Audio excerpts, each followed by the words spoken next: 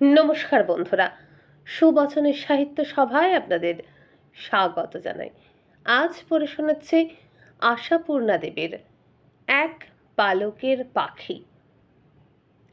টেলিফোনটা বেজে ওঠার সঙ্গে সঙ্গেই গেটের বাইরে গাড়িটা এসে থামার শব্দ হলো। শুধুই তো থামার শব্দ নয়, আবির্ভাবের দৃপ্ত ঘোষণা।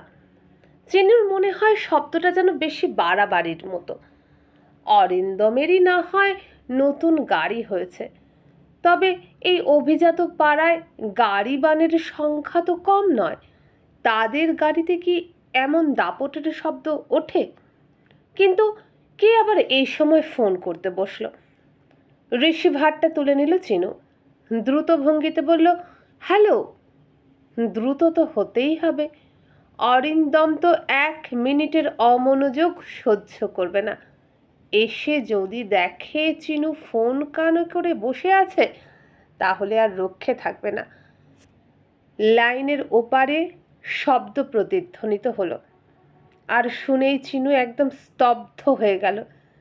চিনু সত্যিই এই ফোনটা প্রত্যাশা করেছিল, তাও এত তাড়াতাড়ি। যে চিঠিটায় চিনু ঠিকানা দেয়নি, পরিচয় দেয়নি, এমনকি হাতের লেখাতেও লেখেনি, টাইপ করে পাঠিয়েছিল ইংরেজিতে মাত্র কয়েকটা লাইন।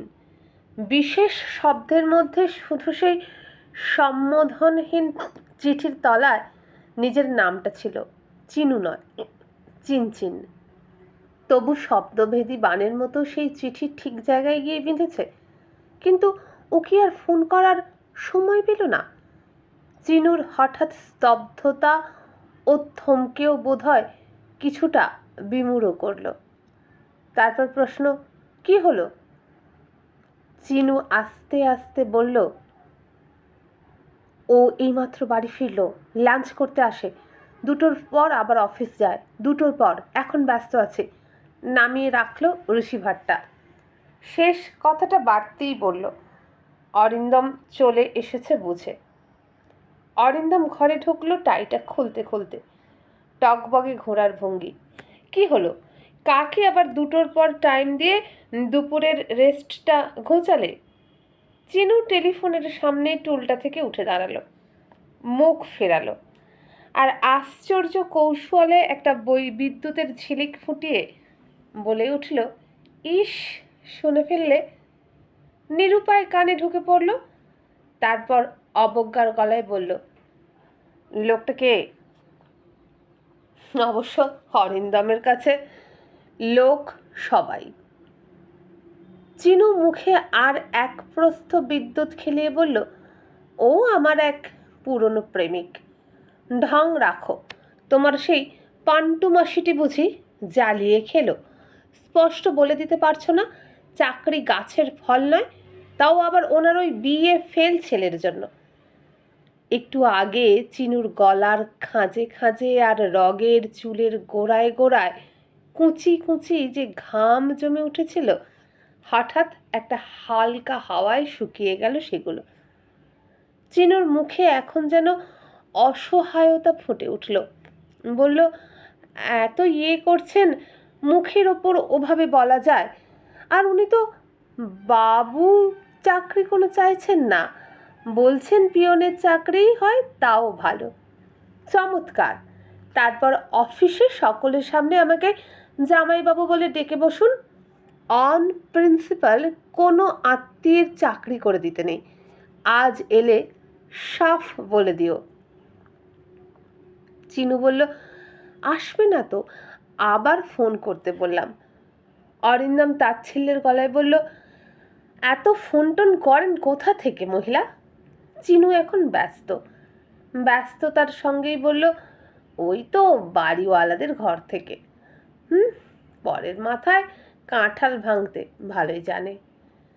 এইসব লোককে বেশি প্রশ্রয় দিতে নেই, চুলোয় যাক। আজকের মেনুটা কি? চিনু ঘর থেকে বেরিয়ে আস্তে আস্তে বলল, টেবিলেই দেখতে পাবে। নিজস্ব গাড়ি হয়ে পর্যন্ত এই এক স্টাইল অরিন্দমের, লাঞ্চ করতে বাড়ি আসা।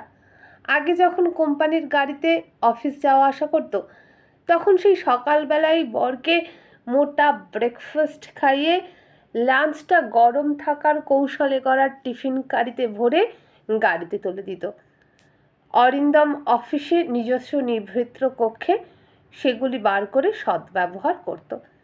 ভোজনবিলাসী বরের জন্য সকালবেলা তাড়াহুড়ো কম ছিল না চিনুর। একা রাঁধুনি ছোকরার পক্ষে সম্ভব হতো না দুদিকে তাল দেওয়া। এখন আর সেই তাড়াহুড়োটা নেই, তবে নিত্য নতুন রকমারি রান্নার দায় বেড়েছে। দেশি বিদেশি সব রকম রান্নাঘরে হ্যাম বিফ সব কিছুতেই প্রবেশাধিকার দিয়েছে বলেই যে শুক্ত মোচার ঘণ্ট ধোঁকার ডালনাকে নির্বাসন দিয়েছে অরিন্দম তা মোটেই নয়, তার সব চাই। চিনুর বর যে গাড়ির পেট্রোল পুড়িয়ে বাড়িতে খেতে আসে এটি যেন চিনুর কাছে রোজই একটা বিশেষ ঘটনার তুল্য।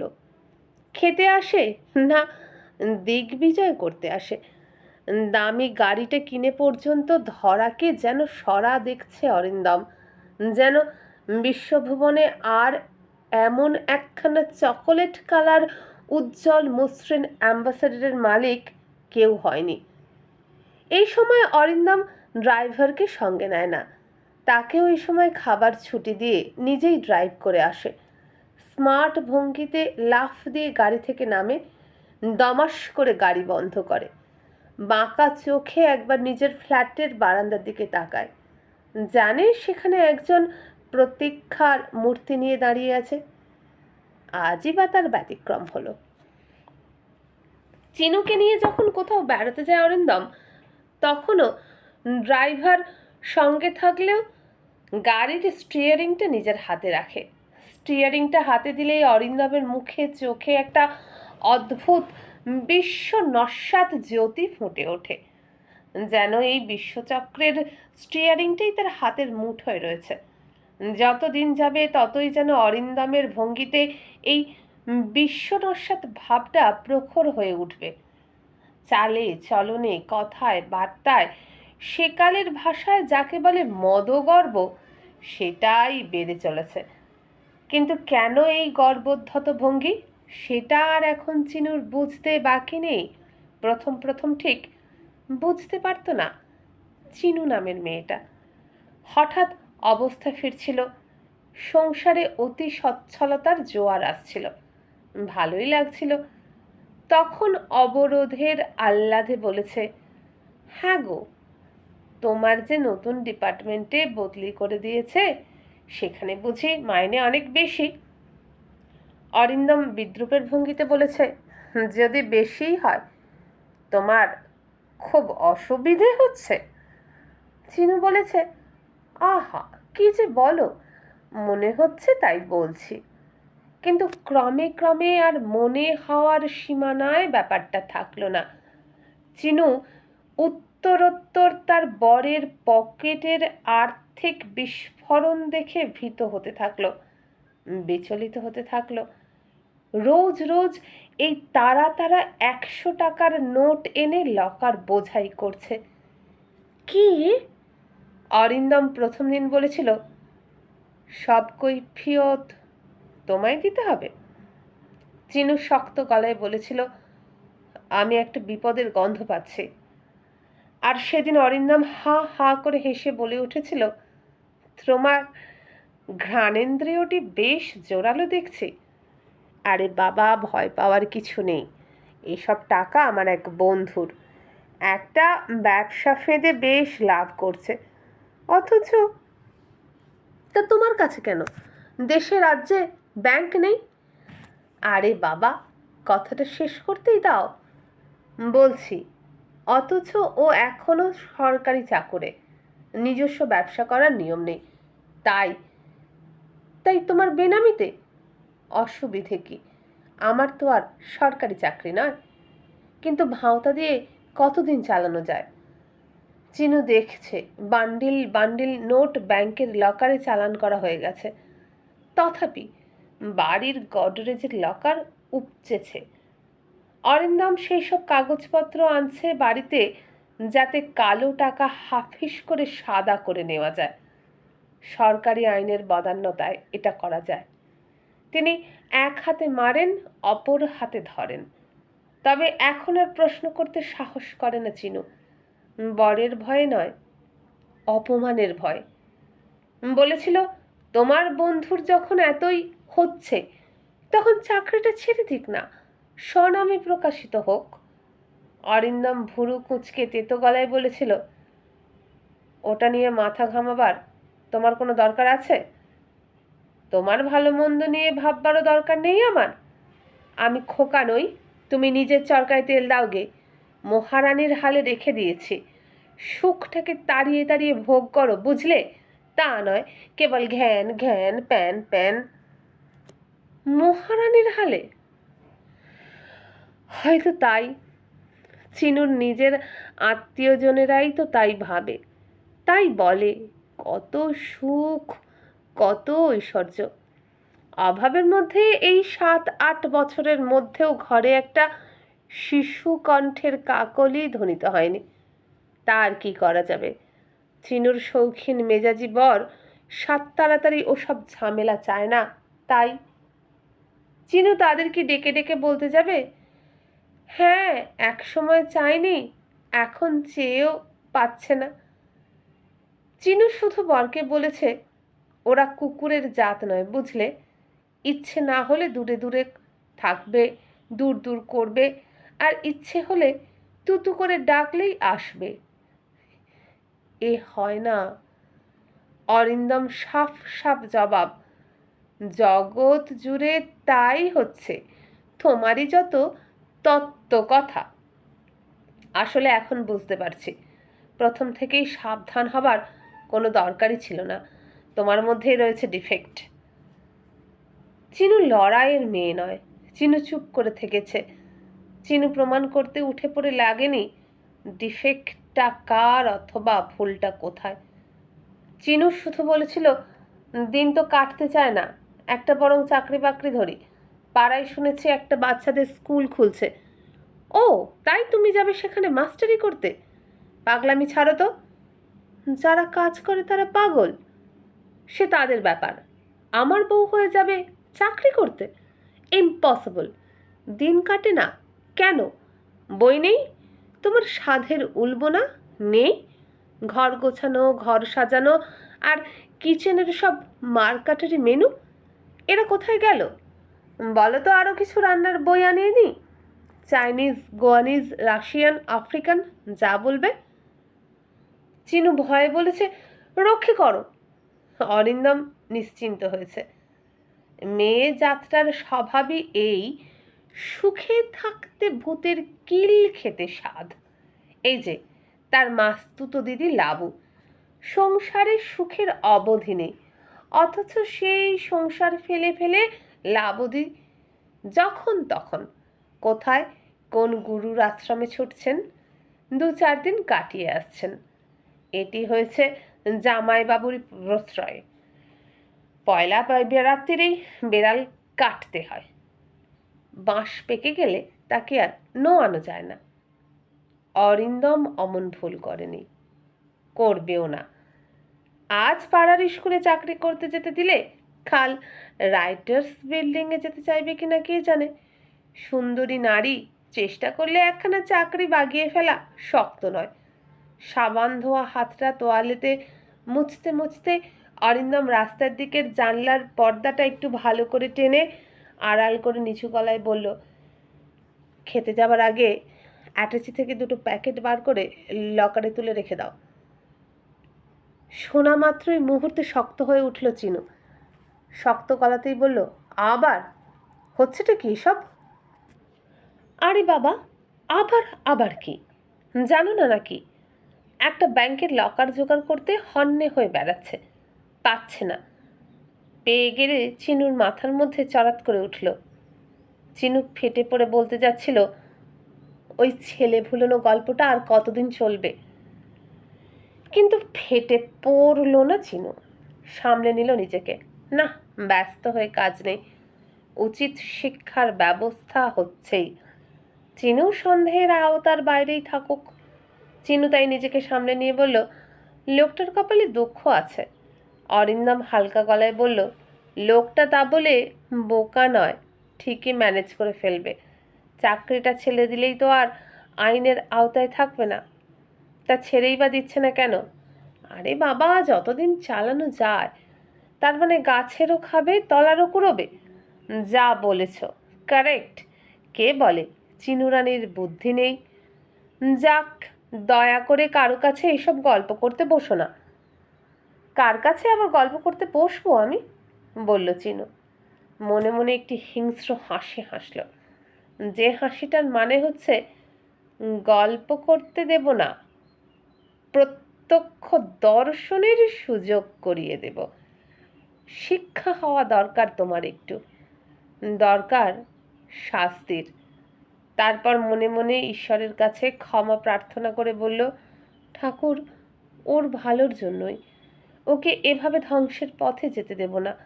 ও একেবারে মাঝ নদীতে ভেসে গেলে ওকে টেনে তুলবার অবস্থায় আর থাকবে না। ওকে একটা নাড়া দিতে হবে, চেতনা এনে দিতে হবে, ভুল শোধরাবার সুযোগ করে দিতে হবে। খেতে বসে অরিন্দম আর একবার বলল, বান্ডিলগুলো তুলেছ তো? বাহ, তোমার সামনেই তো তুললাম। ও হ্যাঁ, চাবিটা কোথায়? কেন? বড় আলমারির লকারের মধ্যে, ব্যাংক লকারের চাবির সঙ্গে। আর কোথাও রাখতে হবে? না না, ঠিকই আছে। এরপর কি করবে? দেওয়াল ভেঙে চেম্বার গাঁথবে? তুমি সবসময় এমনভাবে কথা বলো যেন আমার বিরোধী পক্ষ। আমার ধারণই এই। মৌজ করে নানাবিধ পদ খেতে খেতে অরিন্দমের হঠাৎ মনে হলো, আজ যেন বউ তার প্রতি তেমন মনোযোগী নয়। বলল মুরগির পা চিবোতে চিবোতে, আজ কি হলো তোমার? কি হবে? কোনো কথার উত্তর দিচ্ছ না, খাচ্ছ না ভালো করে। মাথাটা ধরেছে একটু, একটু নয়, অনেকটাই। মুখ দেখে বুঝতে পারি। আবার আজই বেলা 2টোর পর কাকে যেন আসবার টাইম দিলে, বারণ করে দাও। আসতে বলিনি, ফোন করবে। তা সেও ডিস্টার্ব হওয়া। তুমি না পারো, আমি বারণ করছি। তুমি ওদের ফোন নাম্বার জানো? কি আশ্চর্য, আমি কোথা থেকে জানবো? তুমি জানো না? না। চমৎকার। এখন উপায়? এখন আর কোনো উপায় নেই, শান্তভাবে বলল চিনু। তারপর তারপর যা করার করলো। বরের খাওয়ার পর হাত মুছতে তোয়ালে এগিয়ে দিল, হাতে মশলা দিল, বারান্দায় চলে এসে বাচ্চাদের ভঙ্গিকে বরকে টাটাও করল। আর তারপরই রাঁধুনি ছেলেটাকে ডেকে বলল, সুনীল, একবার তালতলায় যেতে পারবি? তালতলায় কেন? সেই যে আমার এক মাসি আছে তালতলায়, পেন্টু মাসি বলি, তাদের একটু খোঁজ খবর নিয়ে আয় না। অনেক দিন খবর পাইনি। বাস ভাড়া দিচ্ছি, গায়ে রোদ লাগিয়ে একটু ঘুরে আয় বাবা। খবর টবর জেনে নিস ভালো করে। ছেলেটা অবশ্য এসব কাজে এক পায়ে খাড়া। যাক, নিশ্চিন্ত। এক ঢিলে 2 পাখি মারা গেল। সুনীল চলে যেতেই হঠাৎ ভিতরে ভিতরে কেমন একটা অসহায়তা অনুভব করলো চিনু। তারপর ভাবল, ঠিকই করলাম। এখন শুধু ঘড়ি দেখা না, 2টোর সময় কোনো অবাঞ্ছিত ফোন আসবে না। আসবে একজন আকাঙ্ক্ষিত মানুষ। লোকটা এলো কাঁটায় কাঁটায় 2টোয়। লিফটের সুবিধে আছে। উঠে এসে নাম নম্বর মিলিয়ে ফ্ল্যাটের দরজায়। দরজা খুলে দিয়েই চিনু যেন অবাক হয়ে গেল। এই 7-8 বছরেও লোকটার চেহারা এতটুকু পাল্টায়নি। তেমনই ঝকঝকে, তেমনই স্মার্ট।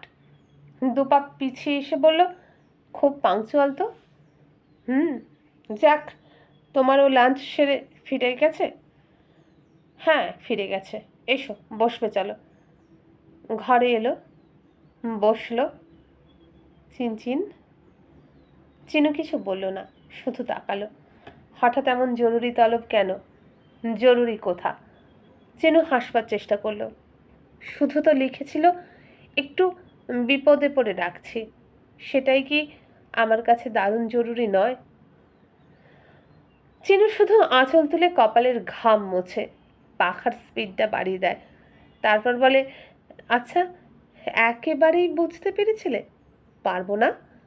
বাহ, আমি তো হাতের লেখাও খরচ করিনি। চিনচিন।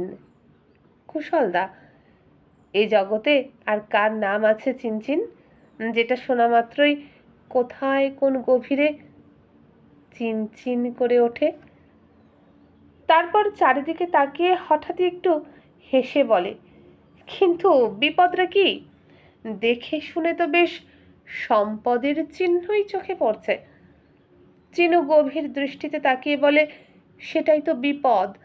আহ কুশলদা, তুমি তো সরকারের আয়কর বিভাগে কাজ করো। আচমকা হেন প্রশ্নে চমকে ওঠে কুশল। সাবধান করে দিতে চাই। ওহ। কুশল হাতটা সরিয়ে নিল, বলল, কিসে এত কালো টাকা করেছে তোমার বর? জানি না, আমায় তো ধাপ্পার উপর রেখেছে। ঘুষ ছাড়া আর কি হবে? ঘুষই এখন যে ডিপার্টমেন্টে আছে। কুশল কথার মাঝেই বলে ওঠে, জানি কোথায় আছে। এখনো তুমি আমার এত খবর রাখো কুশলদা? কুশল শুধু একটু হাসল, তারপর বলল, এখন বলো আমি তোমার কোন কাজে লাগতে পারি? ওই তো বললাম, সত্যি বিপদে পড়ার আগে একটা ধাক্কায় ওকে শিক্ষা দিয়ে দাও। তোমায় তো চেনে না, তুমি একটা ফলস ওয়ারেন্ট বার করে এনে বাড়ি সার্চ করো। কালো টাকা বাড়িতে আছে, সেগুলো বাড়ি ছাড়া করো। কুশল পকেট থেকে সিগারেট কেস বার করলো, একটা সিগারেট নিয়ে লাইটারে জ্বালিয়ে নেয়, তারপর খানিকটা ধোঁয়া ছেড়ে বলে, তার মানে খানিকটা অভিনয়ে গোয়েন্দা গল্পের একটি দৃশ্য মঞ্চে উপস্থাপন। ঠিক ঠিক। চিনু উচ্ছ্বসিত হয়ে বলে ওঠে, ঠিক ধরেছ। কুশল গম্ভীর গলায় বলে, কিন্তু চিনু, জানো তো আমি সরকারের চাকর। যদি অভিনয়ের বদলে সত্যি ঘটনাটাই ঘটে? চিনু তার বড় বড় দুই চোখ তুলে বলল, তা তুমি পারবে না জানি। কুশল স্থির গলায় বলল, এত নিশ্চয়তা? নিশ্চয়ই। তারপর বলে ওঠে, আহা, তুমি 2 মিনিট বসো, একটু চা করে আনি। এই না না, থাক, চায়ের দরকার নেই, তুমি বসো। অমূল্য এই সময়টুকু বাজে খরচ করবে কেন? চিনুর মুখটা আবার লাল হয়ে উঠল, বলল, আহা, অমূল্য না ছাই, কই একবারও তো ফোন করো না। সাহসের অভাব। চিনু হঠাৎ হেসে ওঠে, বলে, চিরকম এই রকমই রয়ে গেলে চিরকাল একই রকম কথার প্যাঁচেই সমস্ত মাত। যাক, তাহলে নাটকের একটি দৃশ্যে রাজি তো? কুশল সিগারেটটায় শেষ টান দিয়ে অ্যাস্ট্রে গুঁজে রেখে তাচ্ছিল্যের গলায় বলল, মশা মারতে কামান দাগা হবে না তো? কত টাকা করেছে তোমার বর? চিনুর মুখে একটি আত্মপ্রসাদের হাসি ফুটে ওঠে। গোড়ায় গোড়ায় গুনতে চেষ্টা করেছে, এখন আর করি না। তবে নেহাত বোধ হয় মশা মারতে কামান দাগা হবে না। দাঁড়াও, দেখাচ্ছি। দোহাই তোমার কুশলদা, আমার জন্য একটু অভিনয় করো। এমন একটা দিন আর সময় বেছে নাও যাতে ও বাড়িতে থাকে। তারপর, ইস, ভাবতে বেজায় মজা লাগছে। তুমি যখন জেরা করবে, কি মশাই এত টাকা কোথা থেকে এলো, তখন ওর চোখ মুখের অবস্থা কেমন হবে? আচ্ছা, নিজের চোখে দেখেই নাও, দেখো এই বস্তা বস্তা টাকা তোমাদের আইনে পড়ে কিনা। তাছাড়া ব্যাংকের লকারের খোল উপছে গেছে, আরও একটা লকারের খোঁজে হন্যে হয়ে বেড়াচ্ছে। এসো, ও ঘরে আমার সঙ্গে এসো। চিনু উঠে গেল। চিনু রাজহংসীর ভঙ্গিতে চলে এলো শোবার ঘরে। যে চাবিটা তখন বড় আলমারিতে না রেখে ড্রয়ারে রেখেছিল, সেইটা বার করে নিয়ে গডরেজের নতুন লকারটা খুলে ফেলল। সামনে থেকে সরে পাশে দাঁড়িয়ে বলল, কুশলদা, দেখছ? হ্যাঁ, দেখছি বই কি। কুশল আর এখন তার একদার প্রিয়ার মুখের রেখা পাঠ করতে বসছে না। কুশল শুধু তার সামনে মেলে ধরা আলমারিটার খোলা কপাটের দিকে হাঁ করে তাকিয়ে দেখছে। বান্ডিল বান্ডিল নোট, কি গুনে ফেলতে পারবে? চিনু একটু কৌতুকের গলায় বলে, তুমি বরং সেই চেষ্টাই করো, আমি চা নিয়ে আসছি, দেখো নেহাত মশা কিনা। চিনু কুশল ব্যগ্রভাবে বলে, তোমার কাজের লোকটো কাউকে বলো না চায়ের কথা। তুমি কেন, তুমি থাকো। কাজের লোক? চিনু একটু রহস্যময় হেসে উঠে বলে, তাকে বাড়ি ছাড়া করেছে। আরে কেন? বলো তো কেন? কাউকে সাক্ষী রাখতে চাও না? কেমন? বাহ, ধরেই তো ফেলেছ। আমি চাই না ও আমার দিকে একবারও সন্দেহের দৃষ্টিতে তাকাক। কুশলের চোখ এখনো বিস্ফারিত। কুশল চোখ দিয়েই বান্ডিল গোনবার চেষ্টা করছে। এখন বলল, চিনচিন? ওই নামটাই ডেকো না কুশলদা, আমারও ভেতরটা চিনচিন করে ওঠে। নামটা নতুন করে পড়িয়ে দিয়েছ তুমি। কেন নতুন করে নামটা মনে পড়ালে? সে তো অভিজ্ঞান অঙ্গুরীয়। হিহি, বসো। এই শুধু চা? তবে যদি? কি হলো, থামলে যে? না, বলছিলাম ঘরে যদি কিছু থাকে দিতে পারো, আমার আবার শুধু চা খাওয়ায় ডাক্তারের নিষেধ আছে। কুশলদা, তুমি ভাবলে কি করে? চায়ের সঙ্গে তুমি কি কি ভালোবাসো তা কি আমি একেবারেই ভুলে গেছি?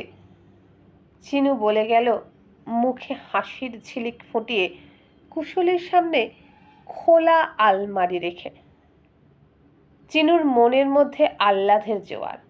তাক লাগিয়ে দেবে আজ কুশলকে। রাতের জন্য চপ বানাতে মাংসের পুর করা আছে, তা থেকে খানিকটা নিয়ে ডিমের পাটিসাপটা বানিয়ে ফেলে চায়ের সঙ্গে পরিবেশন করবে। 2 মিনিটের কাজ। গ্যাস স্টোভের একদিকে চায়ের জল চাপালো চিনু, আর অন্যদিকে ফ্রাই প্যান। চপ জিনিসটা ভারী প্রিয় ছিল কুশলের। এখন কি আর নেই? কোনো প্রিয় বস্তু কি তার প্রিয়ত্ব হারায়? প্লেটে খাবারটা দেখে কুশল কি অভিভূত বিস্ময়ে ডেকে উঠবে, চিনচিন? সেই ভেবেই চিনুর মনের মধ্যেটা চিনচিন করে ওঠে। কিন্তু কুশল সেই অভিভূত আবেগের গলায় চিনচিন বলে কি ডেকে উঠেছিল?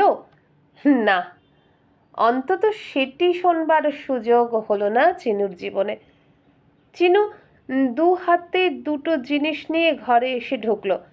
তারপর চিনুর হাত থেকে জিনিস দুটো পড়ে গেল। চিনুর ঘরের মেঝেয় পাতা দামি কার্পেটটা চা পড়ে ভিজে নষ্ট হয়ে গেল। পায়ের তলায় মাটি হারানো একটা অতল স্পর্শ গভীর গহ্বরের মধ্যে ক্রমশ তলিয়ে যেতে থাকলো চিনু একটা পাথরের পুতুলের মতো। চিনু কি বারান্দায় বেরিয়ে যাবে দেখতে? চিনু কি অ্যাটাচ বাথরুমটার দরজায় কান পেতে শুনতে চেষ্টা করবে ভিতরে জলের শব্দ হচ্ছে কিনা বুঝতে? নাকি চিনু চেঁচিয়ে চেঁচিয়ে ডাকবে, কুশলদা, কুশলদা, চা এনেছি, হঠাৎ গেলে কোথায়?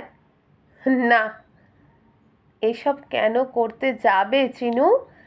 চিনুর বরের নতুন কেনা গডরেজ লকারটা একটা ভয়ঙ্কর শূন্যতায় হাঁ নিয়ে দাঁড়িয়ে সব কিছু চেষ্টা থেকে নিবৃত্ত করছে না চিনুকে?